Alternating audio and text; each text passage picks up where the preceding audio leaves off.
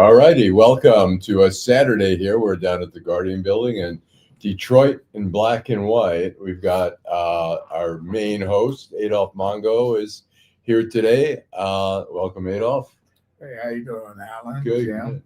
And we've got Teresa? Jim Nardone, the former police chief of Trenton, who is here. Welcome, Jim. Good morning. It's a good day. We have Adolph with us.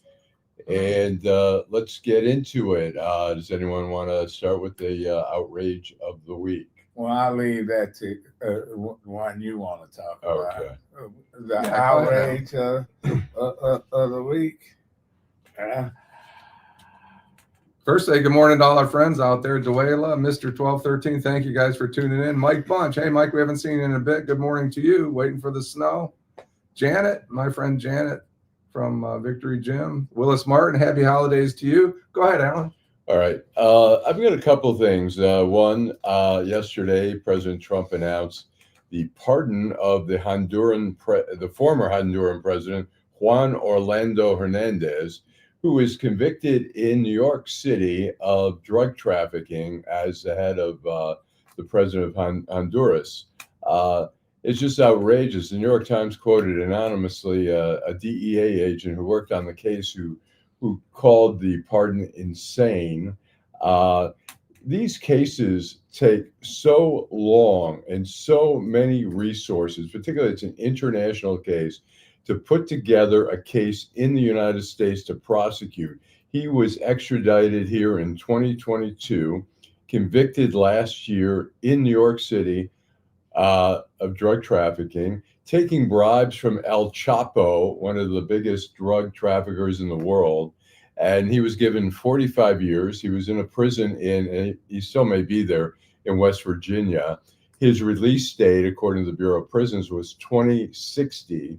And now he's going, it's a total pardon. It means no conviction. It's totally cleared. And, you know, it's like become a third world country with these pardons. It's like, who knows what kind of money is exchanged in these kind of things, or what the motivation is. I don't know, but whatever it is, it's criminal that he's being pardoned. So. Well, it's criminal that, you know, when Nixon was doing his thing, you had people from his party say, you can't do that, Mr. President. That's illegal and shit.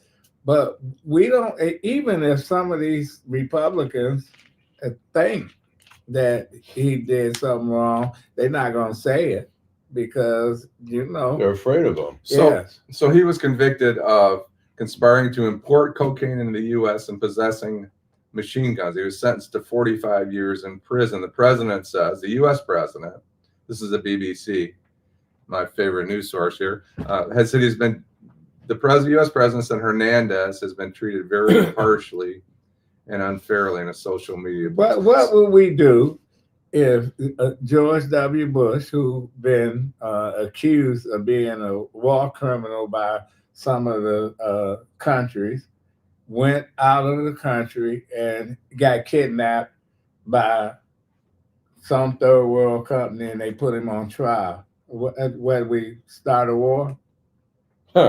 That's a good question. That's a good question. I mean, look, we have extradition treaties with different countries, including we have a good relationship with Honduras.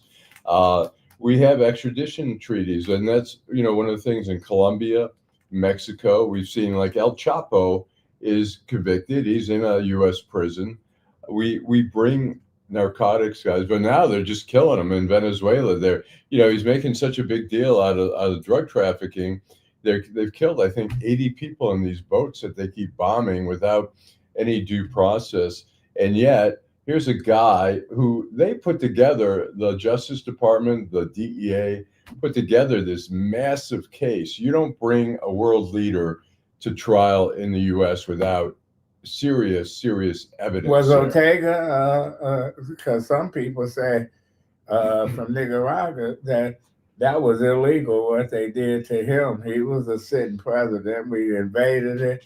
Then we brought him here. He served, 15, 20 years.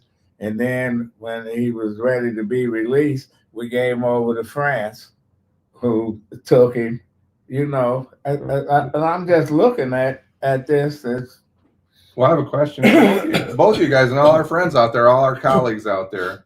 Why are we securing the southern border if we're allowing people like this? We're not holding people like this accountable. Right. There's no question about it.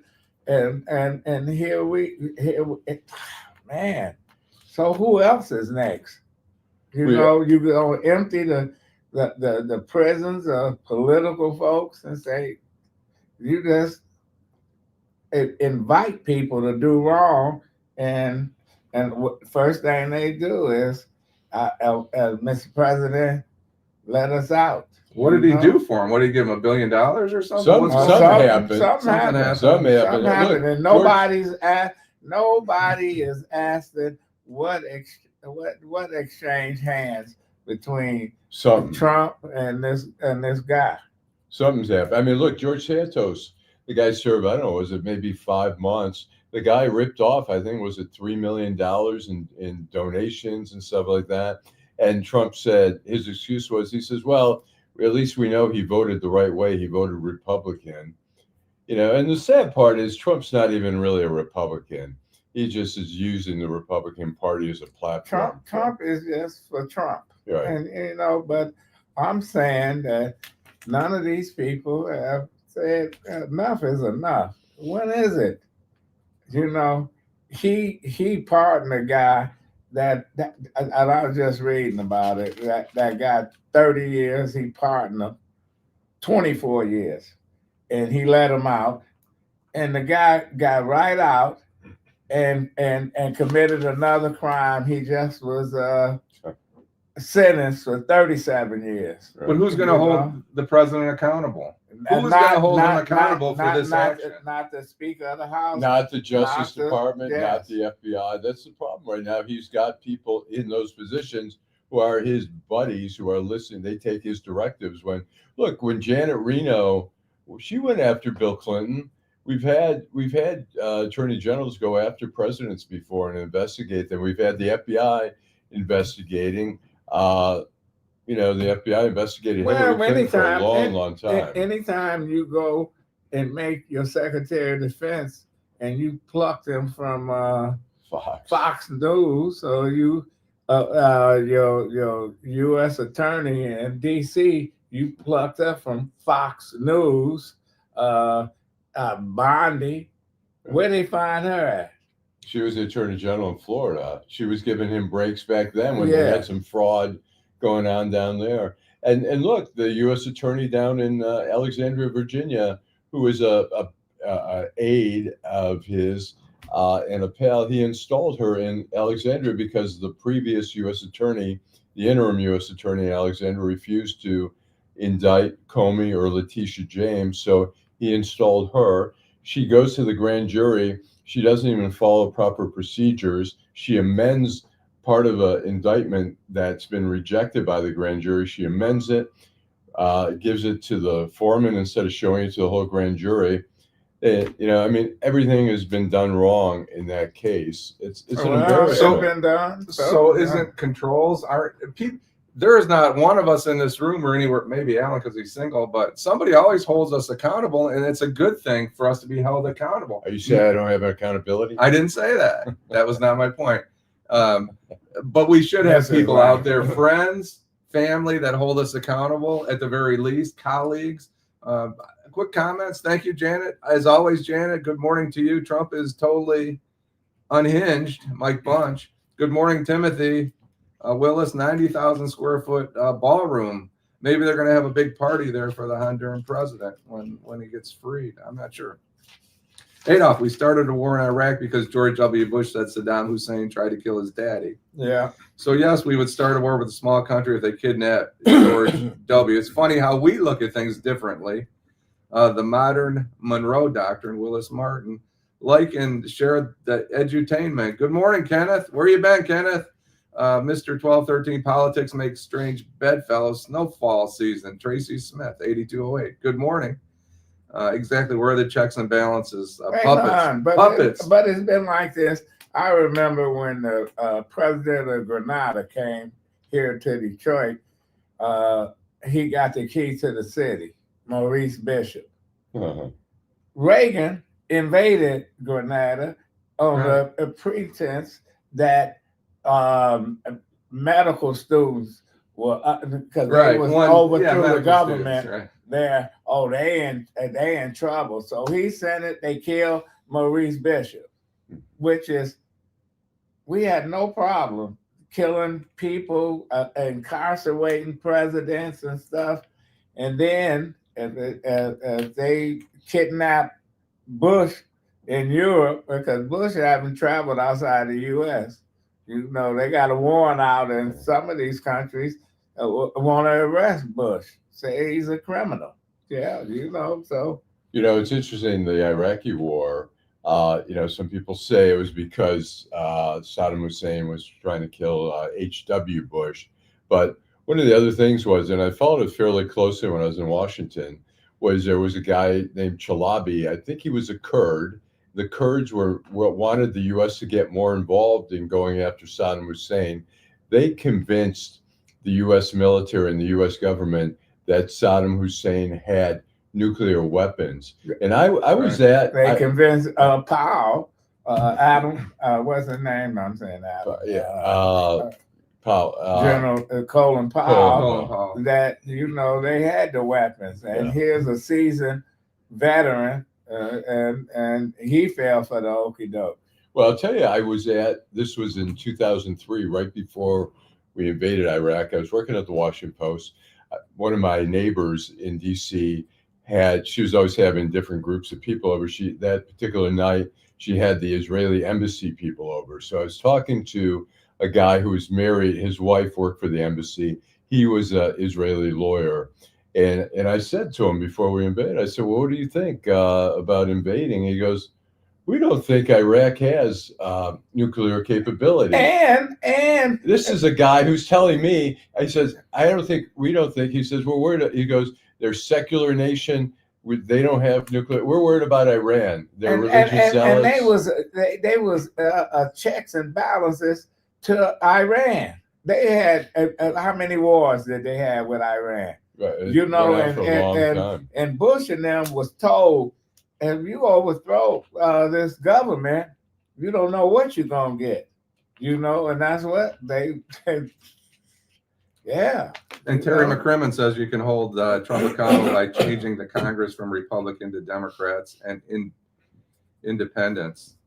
The framers laid it out 250 years ago. Thank you, Terry. But that doesn't solve the problem. But you got people like Duggan, you got people like Rashida Tlaib, you got Bernie Sanders, you got all these people, AOC, they all got their own they got their own agenda. Game plan, and they game plan ain't Joe Lieberman united. Yeah. Let's start, which gives a segue to there's an article today in Deadline Detroit, top story about Jim Blanchard saying he's not happy with Duggan running as independent. He's worried he's going to siphon off votes and give the Republican the advantage. What do you think? Well, Blanchard understand because he when he ran for the third term, Right. he ran for a third term.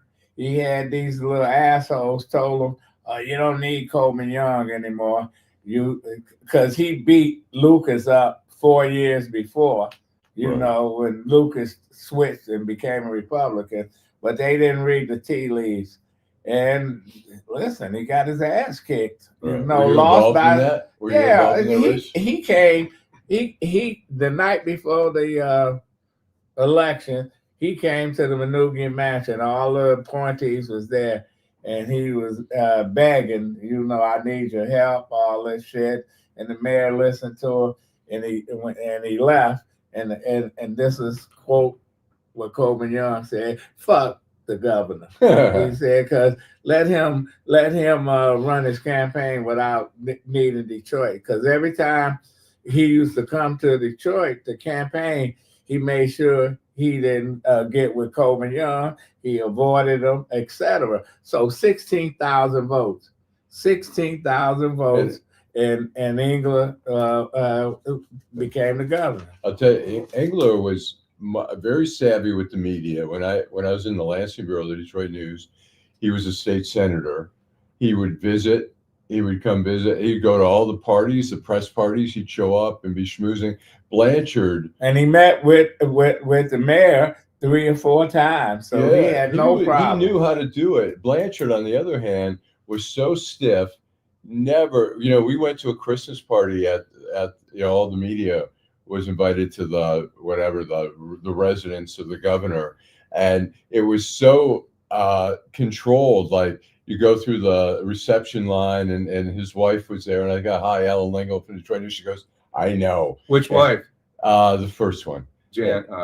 Janet was his Paula. second wife, Paula. And then he was just starting to get loosened up a little bit. He was a very stiff guy, and he started drinking a little bit, and the party was just starting to kick in, and the wife shut down the party, and they start taking the food away. That's why he married his secretary. Yeah. Hey, Derek Henry. I'm sorry. Go ahead. Good morning to you, Derek. It's good to see you this morning. Mr. Duckett, Trump bombing those boats in the Caribbean is like a sequel to Clearing Present Danger. That's certainly problematic, Mr. Duckett thinks. The problem is the DOJ refuses to do their job. Janet says, "Good to see you, Adolph." Kathy Zach Schatz. Good morning to you, Kathy. Good morning, Stephanie Jackson. Did Saddam Hussein get received? Didn't he get keys to the city of Detroit? I think that he did. Yeah, because listen, he gave money to the Chaldean community, even though the Chaldeans was being persecuted in Iraq. And people forget that. He had spies here. Yes. We wrote about it back in the 80s. He had spies from Iraq here because there were so many anti-Saddam Hussein people here because of the huge Chaldean population here. They were keeping an eye on things. I learned what's the difference between an Arab and a Chaldean. My late older brother told me. He said, "You think Chaldeans are Arabs? They're not." He said they Christian and they being persecuted in Iraq. But he was giving them money here. He was bribing. You're always gonna have people taking the money. That's why we got Shree as a congressman, because he went into the Black community and they know who they are. One of them daughter is a high Detroit official now. Yeah, they took the money. Well, he got removed. Horace Sheffield was on 910 AM. He was promoting Shree, bringing him on and stuff like that, and they found out that he was on Shree's payroll, essentially. And Kevin Adele. Come on, really? Yeah. Shocking. Kevin Adele. Kevin Adele is like shocked. But he's back on. Hey, Jill Sheridan, good morning to you. Hopefully you don't have any snow where you're at, and there's no snow coming for you in your forecast. So this is what we're dealing with. And look at Libya. Same way when they was chasing Gaddafi, right. And people said, hey, y'all need to keep him in there. He was a check on some of these folks. They made sure they killed him. So we have made a lot of mistakes on how we man. Yes. Let's take a break, and we'll be back with Detroit in Black and White on a Saturday morning. Hi, I'm Eric Sabri, your Wayne County Treasurer. Are you living in the home of a deceased family member and you're facing property tax foreclosure, or maybe you know someone who's in the same situation? The probate process may be helpful to you. If you file a probate petition and notify our office, the foreclosure proceedings will be halted during the probate process. We have several nonprofit partners who have free attorneys who can assist you. Contact our office, 313-224-5990, or email us at taxinfo@waynecounty.com. Don't lose your family property. Some of these properties have been in the family for 4 or 5 generations. Contact us now. We're here to help.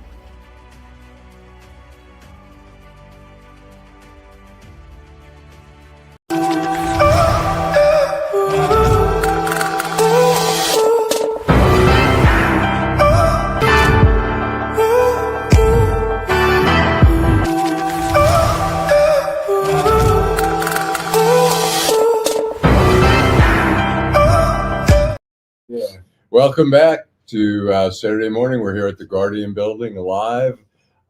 We've got Jim Nardone, the former police chief of Trenton. We've got Adolph Mongo, a Detroit legend. I don't know about all that. Well, in many minds, beyond yours. But anyways, Jim, you want to jump in? Jim. I do. I want to say hello to Tracy Smith. Thank you for tuning in today. Thank you to everybody out there. We're going to have a little conversation about loyalty. We appreciate your loyalty. This is a loyal group, and we appreciate your all loyalty. I received a text this morning, probably before I wanted to wake up, so I was probably a little grouchy. But the ad was a General Motors ad, and it was interesting. It was a family driving a 1970s Suburban, beautiful car. And they show the family through the generations, the little kids, the family dog, it's trying to get, and the message that I received was, this should get you into Christmas spirit. Well, it didn't get me into Christmas spirit. I'm going to tell you why. It made me angry because General Motors is out there spending millions of dollars on these ads. And if you've been keeping up with Deadline Detroit, which you should, Eric Starkman, who is an independent reporter, He's a contributor to Deadline Detroit. Has been writing a couple of articles about General Motors, but I have more of a personal story.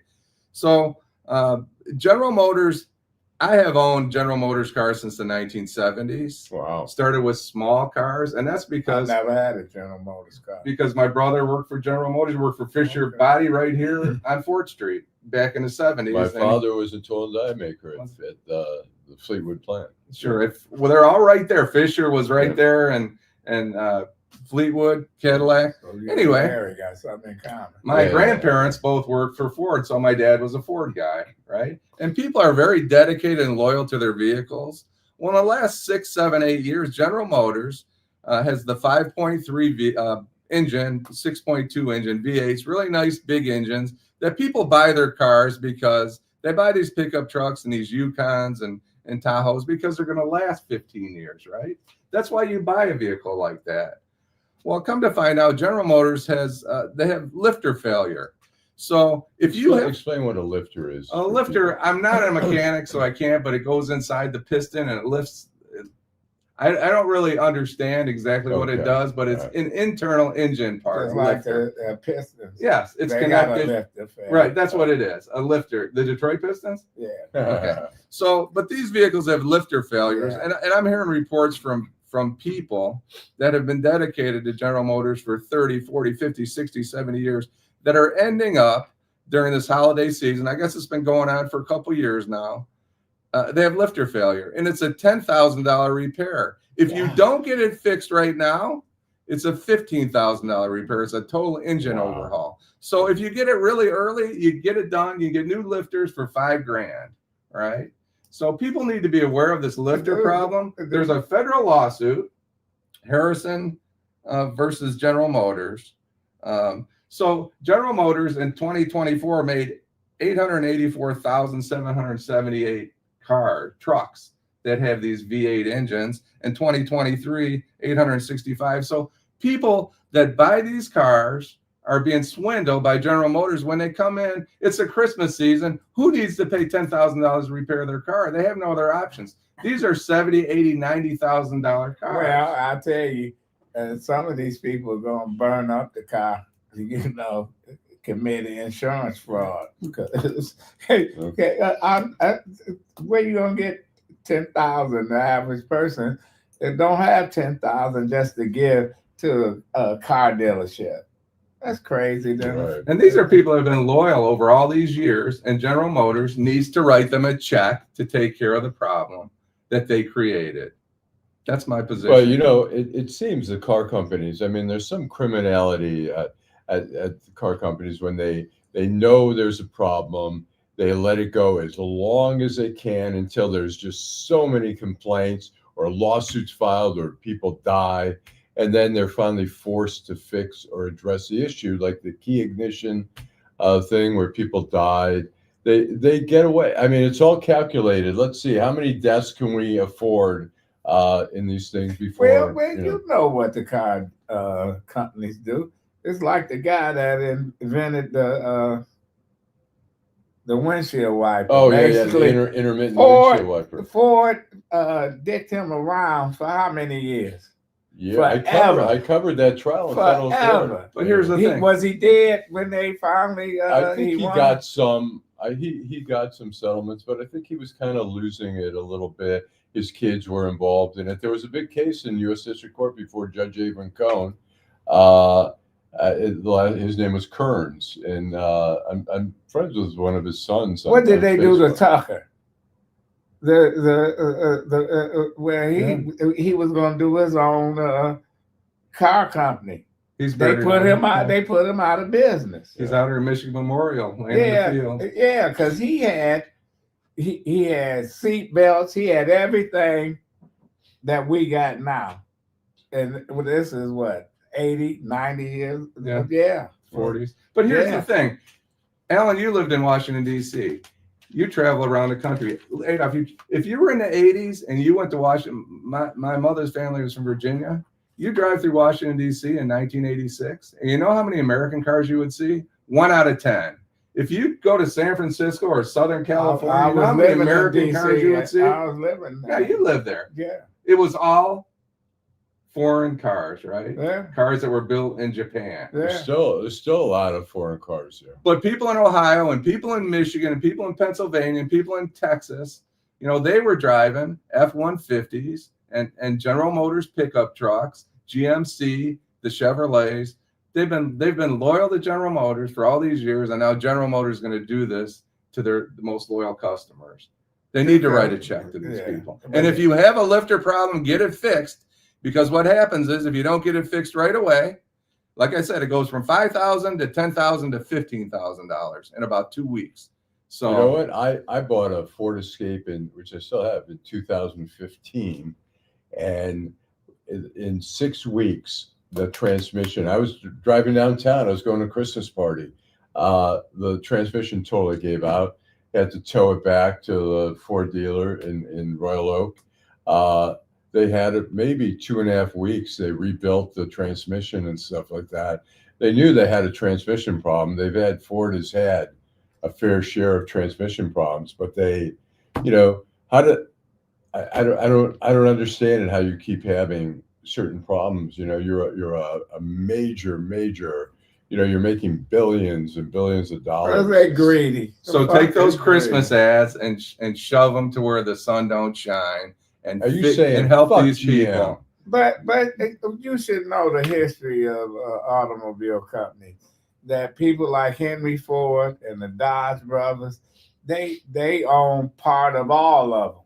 You know, they used to pay Henry Ford, General Motors, all these folks. Yeah, so I'm not surprised at what they do. Shit. Well, we were talking a little bit about elections and stuff like that, and we were talking about pardons. And Kwame Kilpatrick in 2021, in January 2021, right before Trump left office, got a commutation, which means basically he served time, I think, about 8 years. A commutation is different from a pardon.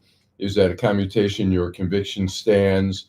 If you still owe money, that you still have to pay, if there are fines or penalties or whatever. When a pardon totally eliminates the conviction. But he took care of his friends, Trump, with pardons. I mean, every president does it near the end of when they're leaving. They pardon some people who probably should not be pardoned. But a lot of people, look, they've served their time. They should get pardoned. But the question becomes, you know, Kwame got the commutation. The story came out during the election that he was campaigning, or right after, he had been campaigning for Trump with the deal that he would get a pardon. He's never gotten a pardon. A pardon would, one, eliminate any obligations he had to owing the government, the federal government. The state government, he would still owe money. And it would also allow him, right now, if you're convicted while you're in public office of something dealing with corruption, you can't run in the state of Michigan for a local or state office for 20 years. But if you would get a pardon, he could run for mayor of Detroit again. And the question is, could he win? Yeah, he could. It has to be a perfect storm. But I think the majority of the people here say, fuck Kwame. He So, could have won. Yeah. Yes. He could have won until And how Mary green Sheffield he was is. elected mayor. I don't think that right now he could beat No. Mary Sheffield. No. Personally, I don't Well, think we'll that see he after could 4 beat years Mayor how- Sheffield. Yeah, I mean, Kwame, I think, is about 56 now or somewhere, give or take. Still young. Yeah, he's still young. So, I mean, depending on how Mary does, if Mary has a strong, 4 years, then she's unbeatable. I'll stick to my position. He yeah. cannot beat Mary Sheffield. No. I don't care how successful or unsuccessful she is. I disagree with that. I think if people are very dissatisfied with her reign, But they're not mayor. going. But they're not going to put him back in. And replace her if she's Yeah, in the yeah. seat, is what I'm getting at. I think he's not. I think he's certainly got a following. Look, he came back. He has a virtual ministry that he had down in Atlanta.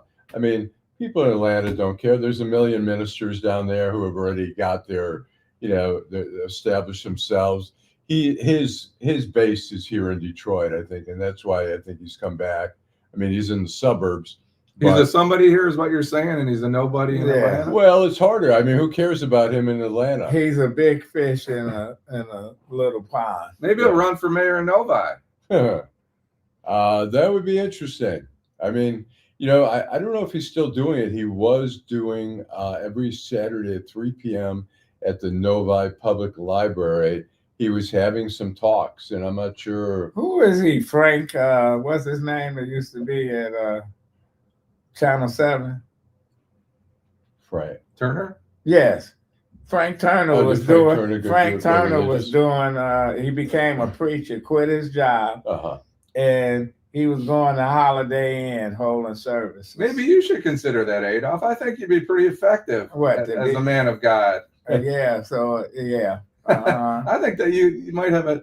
If I said I heard the voice from above, I'd be insane or I'm a con man. You can't use those words at the pulpit, though. Some of those words you use.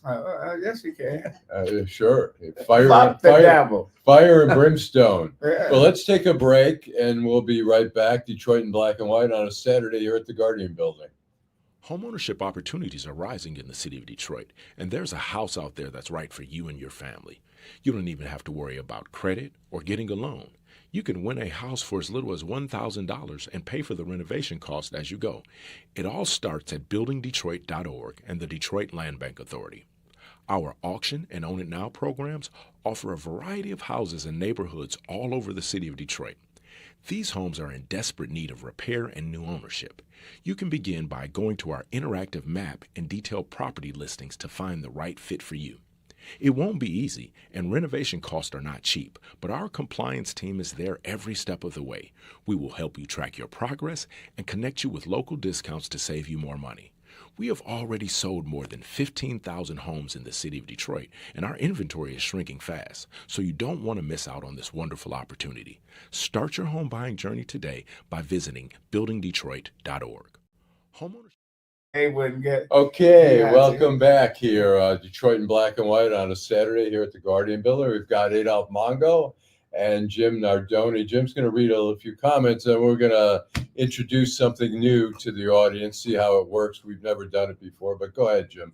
Tracy Smith, 8208. I thought or think that if Marion Barry could win, so could Kwame. And I think you're But right, it was Tracy. it was a different situation. He was trying to get sex, and he kept telling the woman, I don't want to smoke, but he did. Talk about Marion Barry? Yeah, he's just a hound. So he's only guilty of one thing, and that's Yeah. prostitution and Yeah. Use of cocaine. I have a few interesting stories. I would occasionally interview Marion Barry. First of all, there was a place, Ben's Chili Bowl on U Street. You ever go to Ben's Chili Bowl? Terrible. Yeah, it used to be. U Street used to be called the Black Broadway. It was, back in the day when DC was more segregated. But Ben's Chili Bowl became a legendary place, including Bill Cosby was a regular there. And I did a story on the 40th anniversary of Ben's Chili Bowl, and I spent like several nights there. It was actually a great story. And I interviewed Marion Barry for the story, and he had a great line. He said, "Ben's chili bowls for everyone. It's people being a Morehouse and people got no house." Oh, really? Which I thought was just a great line. But Marion Barry, you know, it was funny, and I just got to the Washington Post. It was 97. And I thought, oh, whatever they say is right. I mean, if they had asked me to do that after I'd been there for a little while, I would have told them to go fuck themselves. But they said Marion Barry got out of prison. He got reelected as mayor. And he said, I got a clean life now. I'm loyal to my wife. Well, the City Hall reporter said, no, he's got 2 girlfriends. So they had me sit on the house near the train station near North Capitol. I was out there for 3-4 hours. I was calling all my friends going, you wouldn't believe what they got me doing. I was sitting out there waiting to see if he'd show up to his girlfriend's house. And I thought, even if he did, so what? What, I got to peek in the window to see if they're in the bedroom? And then they had me go in Southwest Detroit. And I hung out in the parking lot of his apartment building. I started asking people. They said they never saw him around. But he was a true character. And, you know, there was a guy, Will Haygood, who's a great writer and an author. He did the Sammy Davis book and stuff. Will followed Marion Barry around when he was running for city council. And I was kind of shocked that Marion Barry would say this, but he was following him around, and he's in one neighborhood, and kind of a tough neighborhood in DC. And people are coming up to him and saying, Mr. Mayor, we got crime. Our property values are down. This neighborhood is all screwed up. And he said, instead of saying, that's why I'm running for council, he said, don't blame me. And I just thought it was such a great, you know, Marion Barry line. But he, you know, near the end, they had a control board, which was much like the emergency manager. And so slowly they took away everything from him till the end. All he had oversaw was the recreation department. And so a lot of the people who were his friends and his consultants said to him, you got to go. They're stripping you bare. You got to go. So no, 2 things I learned. 1, don't give Allan a security clearance because he'll sit on the stakeout and call people and tell them what's going on. And 2, Ben's chili bowl. I'm sorry. And so I wonder when Adolph says it's terrible, you wonder if people coming around the country come to Lafayette, Coney Island, or go to the Varsity in Atlanta. They love the Varsity in Atlanta, right? They have these restaurants that people are accustomed to. And you wonder when people come and they're like, they hear, you got to go to Lafayette, you got to go to American. And people are not so impressed when they. I like Ben Chili Bowl, but it was funny. A friend of mine, Bob Orlean, who worked at, we worked together at Detroit News. He ended up at the Wall Street Journal. I took him to Ben's Chili Bowl when he came to town. I heard that when I lived in D.C., and that shit was, yeah, man. I used to get a turkey dog with veggie chili. I thought was pretty good. But, great American city, yeah, DC. But I said to Bob, my friend, you know, he grew up in Detroit. He lived in Eastern Market before he moved away. We were on strike together. And I take him to the chili bowl, and he tastes the chili, and he goes, should I tell him Lafayette? Something's wrong? Lafayette, they should try Lafayette. I go, no. I said, they think their chili's great. I mean, we grew up on Lafayette and American Coney Island. I think the chili is superior to well, chili I bowl. went to a hot dog place in Chicago, and they got the best hot dogs.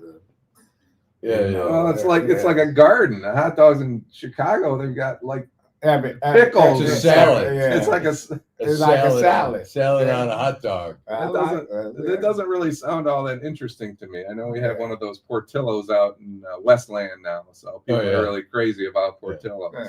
So okay, so all right. I'm not sure we can explain this right, but if you see the QR code up there, which we all know, you take your camera from your smartphone, and we're gonna. I think we can invite some people to actually appear on the show with us. So we're gonna try it. If anyone is out there who wants to try to come on the show for a brief time, come on, Willis, Mr. 1213, Mike Bunch, Tracy, Dwayla, whoever wants to do it. So we'll wait. More Peter, yes, thank you. Cherry McCrimmon, Mr. Duckett, Teresa will let us know. True Sensation. Miss Sheila, somebody come on and talk to us. Teresa will let us Come know. on. You'll actually appear. Your picture will appear. I mean, you'll have to have your phone or your computer. I think you'll have to have your phone because. Jan, Jill, one of you guys, Kathy, come on.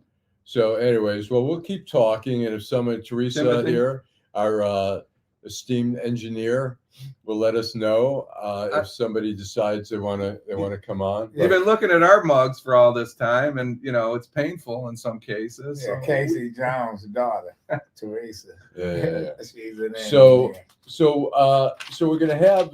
It'll be interesting. I mean, There's Kenneth. we have 1 month left of the Duggan administration, and then we'll just see him out there full Good riddance to full bad. time. Thank you, Mr. 1213.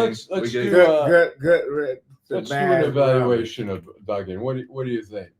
12 years. Listen, Duggan is a smart guy.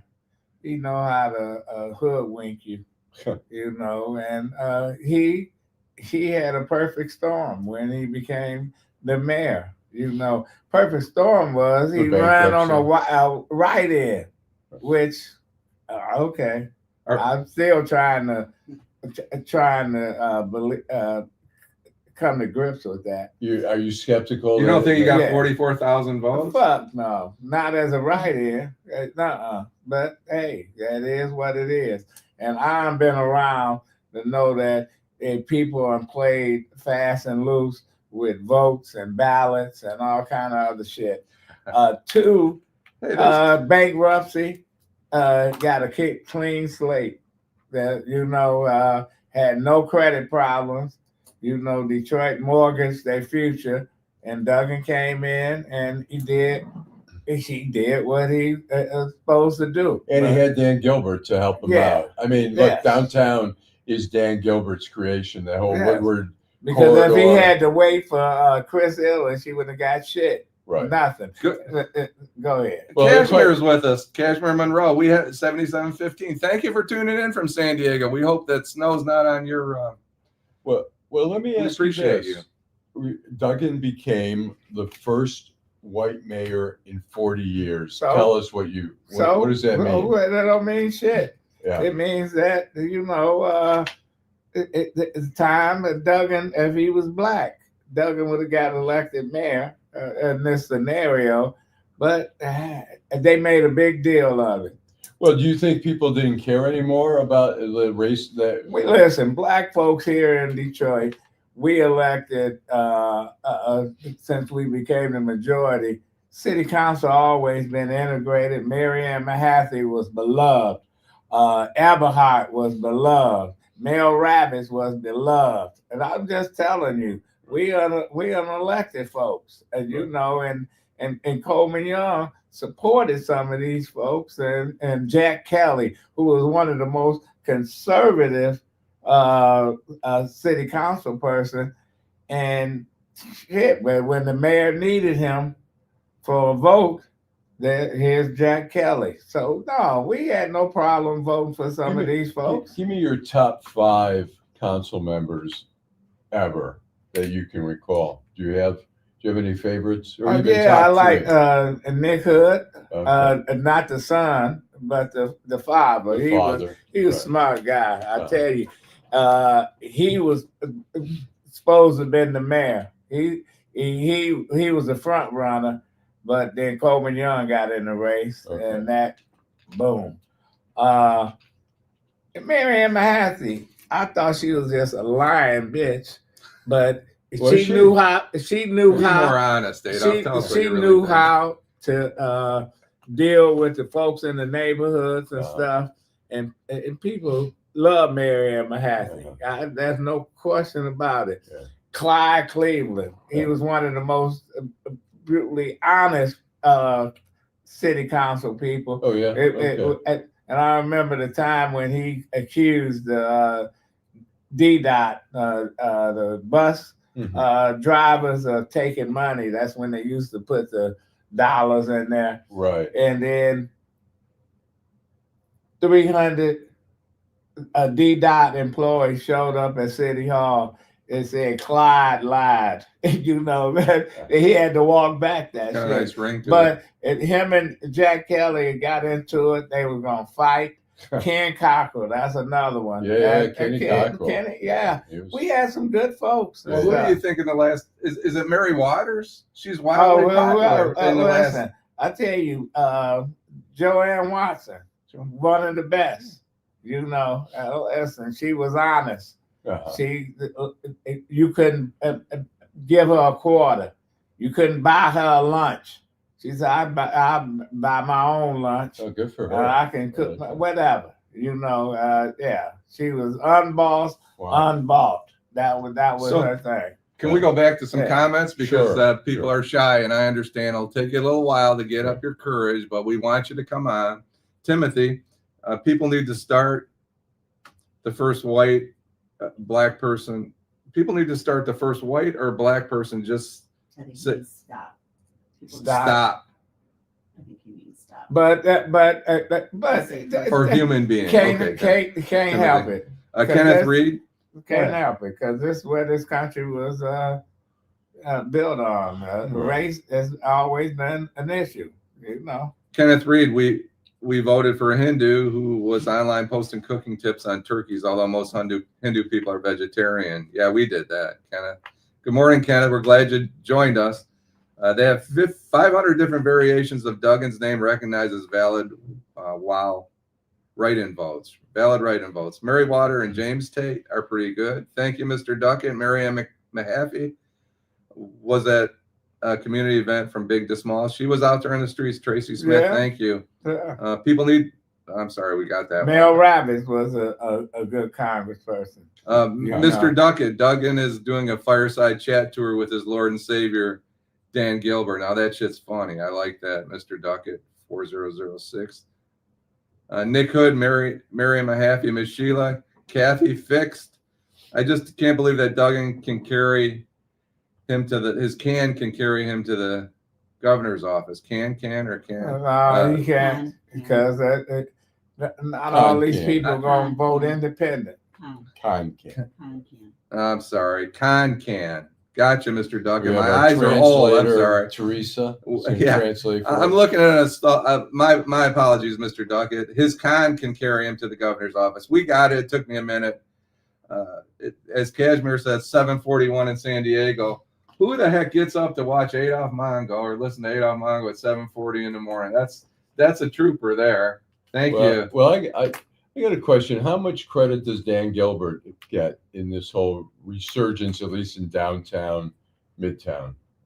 Well, I give him credit for being there because if Coleman Young had Dan Gilbert, he had Henry Ford II and Al Tubman, but they only went so far. Right. Dan Gilbert, regardless of what you think and how many people are going to move into these places, he stepped up to the plate. Right. You know, I think him and Bill Ford and them, they grew up listening to their parents talk about what Detroit used to be, etc. And I think they got shamed into doing shit. So the question is, would Detroit have come out of bankruptcy the way it did without those private partnerships? And I think No. we beat up on these people, whether it's the Illiches or Gilberts Right. or No. Kermano. Well, we saved- But would Detroit be where it is today without these people? Look, we might not have a museum without some of these corporations helping, the Grand Deal or whatever, where they privatize the Well, DIA. you could say. have went to the DIA and got 4 paintings and you would have been out of bankruptcy. Huh. You know. Good morning, They Deborah wasn't gonna- Harris. They weren't going. I More know. pain, yeah. They wasn't going to sell none of this stuff.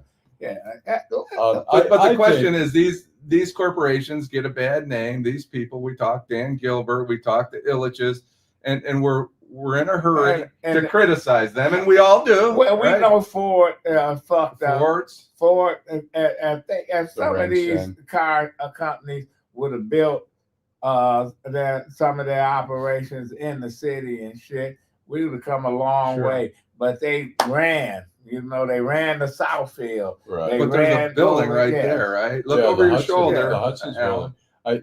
There's a The building right Renaissance- there. Renaissance Yeah. Center. Well, Ford Field. yeah, I think, I think the history of who really, the resurgence of Detroit was initially the Illiches bought the Fox, the Fox. Well, it was the Yeah. old man. The old man, he told Coleman Young, I will move my headquarters from Farmington Hills to Detroit because they was gonna tear down the Fox. Right. Right. And Chuck Forbes, I don't know, is he still alive? I don't think so, but Yeah, it Chuck might be. Forbes it did an end around and put a block on that. And how are you gonna tear down the Fox? They had the Palms, old Palms, Right, the right. State Yeah, Theater yeah. on the Wow. chopping block. Yeah. And Mike Illich took a lot of criticism Mhm. for moving Little Caesars downtown. Now, Chris Illich ain't his daddy, but And but that the was old a dead man. area. Yes, The yes. Comerica Park was not there. Nothing was there. That was a dead area. I lived on Winder Street, 2 blocks. Even later, it was still a dead area for a while. But Duggan and them with that stadium, they did kill some businesses over there. No question. Yeah, No ain't no question. I don't know question how- about it. I got to call Harry, see how he's doing. But Yeah. then we see Peter Carmanos. He moves down to he builds the Right, CompuWare building, and he started doing. He put a garden on Lafayette there. And then the Madden building, that the city always found somebody to do a little bit of this and Right. a little bit But of Dan that. Gilbert came But in. Dan Gilbert said, "Fuck it, I'll take it to another level." Because we were deadline in Detroit, because the Carmanos was our investor. We were in the CompuWare building for a while, and we'd see Dan Gilbert there. He was renting. Well, then he bought that building, and he started. I didn't get it. I moved back here from DC in 2011, and I looked around downtown, and then suddenly Dan Gilbert bought a couple skyscrapers, and I thought, they were abandoned. I was thinking, what's he doing? This downtown is dead. And he had a game plan, and he really. Well, and I lived downtown when it was dead, when there was nothing, empty buildings, etc., etc. And so here we are. Yeah. But Dan Gilbert really took it up to levels. I don't think I don't know the history in the 30s or 40s, but I don't think there's been anyone in the history of Detroit who has done more to rebuild downtown than Dan Gilbert. I'd say that, but. So I'm going to read a few comments in honor of Mr. Duckett. I'm going to put my glasses on so I can see them. Sure. Dorian Denard. Hey, Dorian Gilbert had to get permission from, is that Suave? Is that Tony Suave? Suave. Yeah. Adolph, you know what it is. Tony Suave, right? Yeah, I know Tony Suave. And there's Dago Blue. Hey, I don't remember Dave being Italian. Hey, Dave, where you been? Mr. 1213. Dan Gilbert started purchasing buildings downtown. One of the things I love about listening to this show, y'all sharing the history of the deed. Jill Sheridan. We're glad to have you on board, Jill. That was Mr. Dorian Gilbert had to get permission. Oh, yeah, we did that. As long as the Detroit River, Terry McCrimmon, is here, and I don't think it's going anywhere, Terry. Detroit will never die. The people will come and go, but the land, its value will remain. I think that's a good point. We the only one of the only cities that can reinvent itself because we got the land. And I tell folks, well, we got what other cities don't have. Now, can we develop some of this stuff? Like I would love to see them go over by Shane, those areas over there, Right, or the right. west side, or a far east side. Well, you're never going to see. I mean, we're so used to it. We drive through the city, we see empty fields, we see empty blocks. We don't. You go to other cities like DC, there were literally about 3 or 4 maybe empty storefronts in the whole city. There were maybe 1 or 2 empty apartment buildings, which ended up getting knocked down and rebuilt. People don't realize how much land we have. And when you bring people come to visit Detroit and you drive them around, their eyes are wide open to all the abandoned homes and abandoned factories. Abandoned homes. But that's what you said. So The factories that at one time in the 1950s and 60s, Detroit, black people in Detroit owned the most homes in America because of the plant.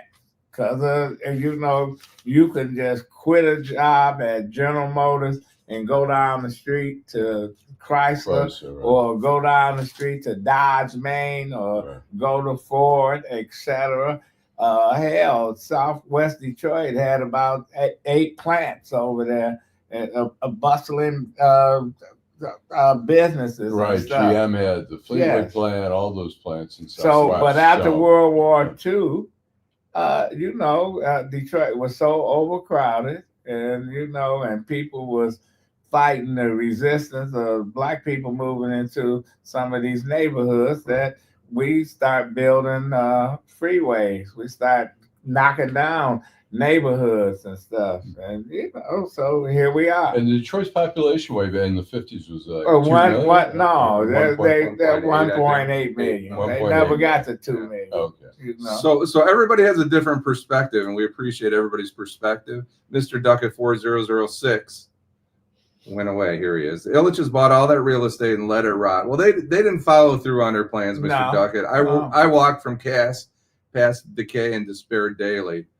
F them. We'll be nice to say F them, but his perspective is he's in that area and he recognizes, and I think we all recognize, that they did not fulfill their promises. At this point, you can go over there now in Midtown. They got a whole they doing some renovation. Yeah.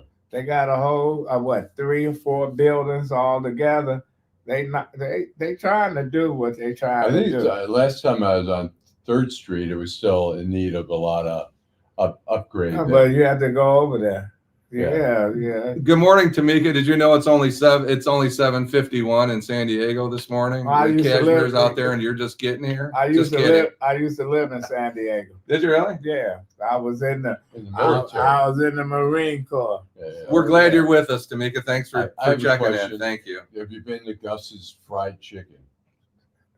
What Have you ever tried it? They gave you heartburn. Yeah. They had 2. They had 3. One in the city. They had one in I'm not impressed. Garden City or Westland, and one up in Royal Oak, and those 2 are now closed. Right. I love Gus's. I think it's really? great. I think it's spectacular. Really? I love it. Yeah. I thought it was just okay. I thought it's just chicken, Allan. It's just chicken, like the Eagle on Woodward. Popeyes. You go to Popeyes. Popeyes is still number 1. You like the Eagle is really good too. Yeah, the Eagle is good. But that biscuits suck.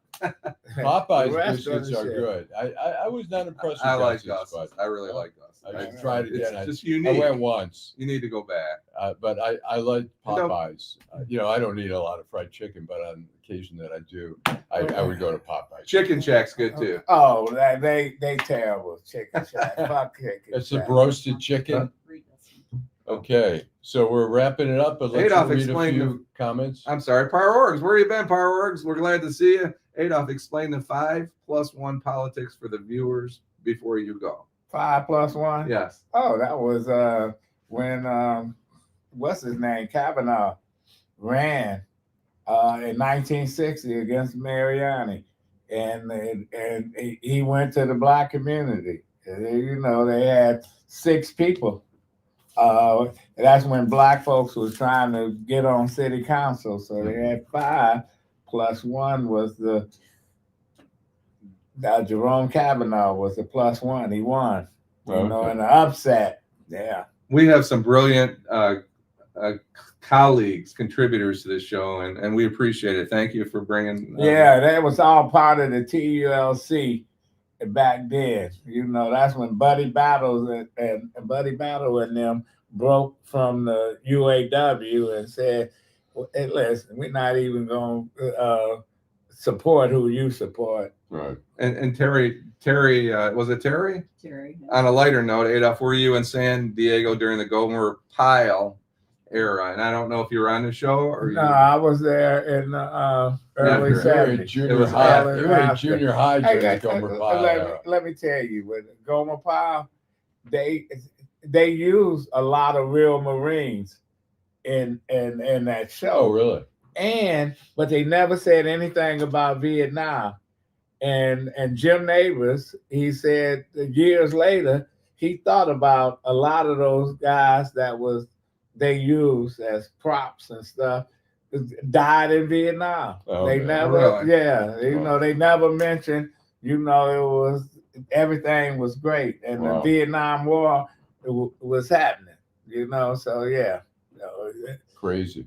But the wildest was Andy Griffith and Don Knotts. Those guys were maniacs, right? Did you know that? Yeah, but now if we What do you look at mean? it, What if do we They look- were like if we look at it, deviant lunatics. yeah, Don Knox was really he was a part of the Klan.